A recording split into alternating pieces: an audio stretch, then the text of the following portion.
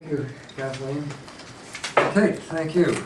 Kate had a very difficult assignment today because she really couldn't do what she wanted to do, which was to deliver an entire keynote, because it probably would have taken so much time and wouldn't have done anything else in the meeting. So what she chose to do was, or tried to choose to do anyway, was to take certain segments of that keynote and deliver that. And that got truncated by the timing, as was mentioned earlier. So Kate was really at a disadvantage trying to put together a coherent speech and make it sound coherent to the group. Nonetheless, I thought that with the material that she had to work with and the time that she had, that she did do a marvelous job. And I'm going to focus more on the mechanics of a keynote rather than what was in the actual speech, considering with these considerations. Well, the purpose of a keynote really is to relate to the audience that you're giving the keynote to, and to inspire that audience. And there's no doubt in my mind that the group that Kate is targeting, and the fact that she is an authoritative person up here, that she will definitely gain the approbation of the group. I couldn't pronounce it, I had to check. And she obviously, we've heard about the WHIP before, and she's the expert, she founded the WHIP and so forth.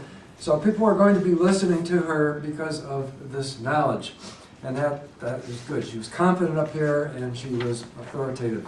She used examples, and I'm sure she had many other examples that she couldn't fit in this particular version of the speech, of people that she knew that had a specific story to tell, or served as a specific example of something she wanted to say.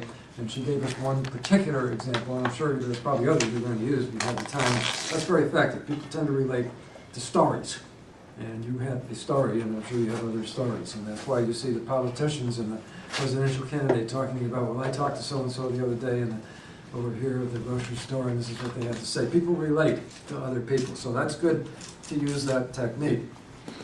A few suggestions. First of all, I think that at the beginning you need to do something a little more to get people's attention. Maybe you're going to be introduced as the CEO or the founder of the WHIP, and maybe your first thing should be a question. How many of you have ever heard of the WHIP? And hopefully some hands will go up.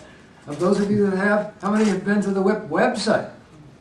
Get their attention. Pause, get their attention, and then go in and start talking about your historical background with the WHIP. I think that would be more effective. You also tended to be going so quickly from one point to the next, and part of that was timing, but you kind of got out ahead of people's brains, I think, that were listening, and I think you need to be more emphatic as you go. We can put emphasis on specific points you want to make, and then pause, let people absorb those points. You just kept going from the period to the capital letter in the next sentence. There was no space in between. And I would suggest that you work on that part of it. That's probably the biggest thing I think you can do to improve this speech. The part about being born a woman is hazardous to your health, I'm sure that was the beginning of a section. It didn't come across as it came across as a continuous discussion, where I think you meant it to be the beginning of the segment. So I thought you were best when you stepped away from your notes. So I think if you make your points more emphatically and pause more, that you'll have an outstanding keynote next weekend.